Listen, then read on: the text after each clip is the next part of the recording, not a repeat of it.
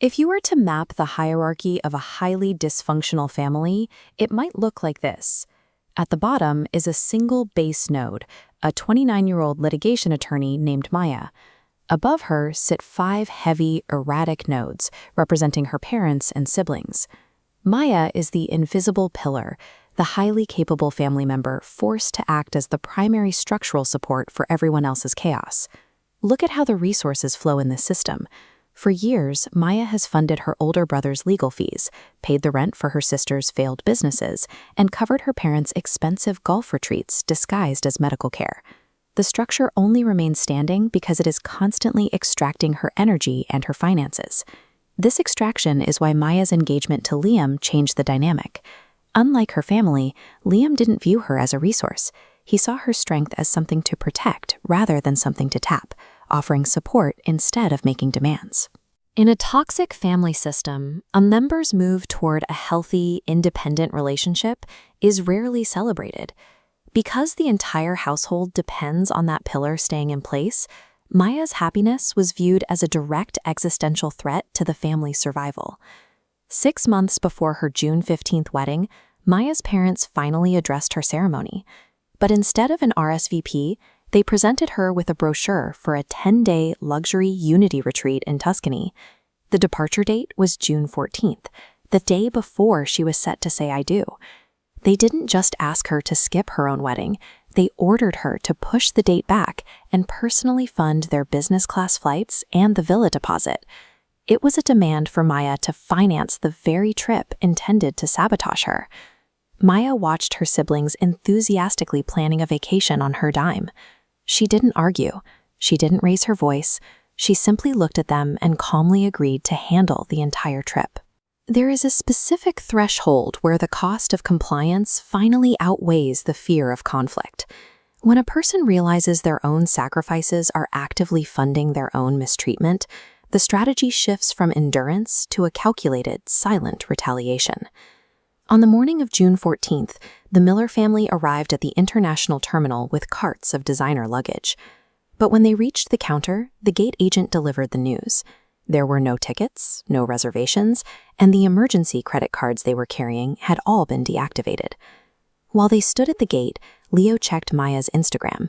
He found a photo of her in a bridal robe, laughing with her grandparents and law partners at a vineyard hundreds of miles away.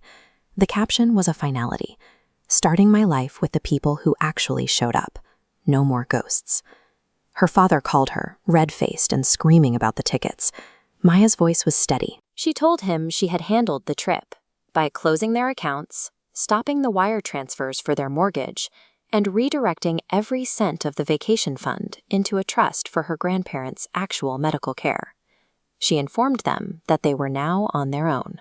She had already alerted security at the wedding venue, providing photos of the family with strict instructions to treat them like the strangers they had chosen to be. Within a financially abusive dynamic, authority is often an illusion maintained through access. By removing that access silently and completely, Maya didn't just cancel a trip.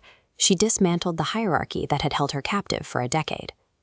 Maya's wedding was a masterpiece of genuine connection. She walked herself halfway down the aisle, reclaiming her own path, before her grandfather stood to walk her the rest of the way. It was a celebration of the people who were there because they loved her, not because they needed her. That same night, the Millers remained trapped in the airport parking lot. Because Maya had cut off the cash flow, they couldn't even afford the lost ticket fee required to get their cars out of the garage. The reality of adulthood hit the older siblings immediately. Leo, who had spent years as the family legacy, was forced into a grueling manual labor shift at a warehouse. Chloe quickly discovered that her sense of entitlement didn't earn her any patience from the customers she was now waitressing for. At the family home, the younger twins sat in the dark, staring at a stack of unpaid utility bills. For the first time, they understood that the mortgage wasn't a magic trick. It was a bill Maya was no longer willing to pay. In the end, the distinction between the guests at the vineyard and the family at the gate came down to a single factor: who actually chose to show up. Maya's liberation suggests that the safety of a family unit is built on reciprocal respect rather than the simple obligation of a shared last name. A week later, a certified letter arrived at the Miller household. Maya officially notified her parents that the accounts were closed for good. She was letting go of the rope that had kept them afloat, leaving them to find their own footing. Maya's actions provide a blueprint for anyone in a similar position. The first step is distinguishing between utility love, where you are valued only for what you can provide, and humanity love, where there is a balanced, circular flow of mutual support. The second step is the silent severance. This involves preparing an exit strategy in total secret. By the time the manipulators realize the pillar is gone, the boundary has already hardened into an impenetrable perimeter, leaving no room for guilt trips or sabotage. Setting absolute, uncompromising boundaries doesn't just end the abuse. It clears the environmental space necessary to build a family of choice that actually sustains you. Today, Maya lives a life where her phone no longer buzzes with manufactured emergencies.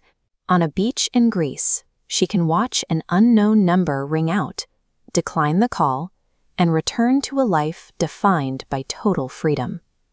Found inspiration in Maya's story? Please leave a like, share your thoughts in the comments, and subscribe to Queen Liz's channel for more stories of resilience.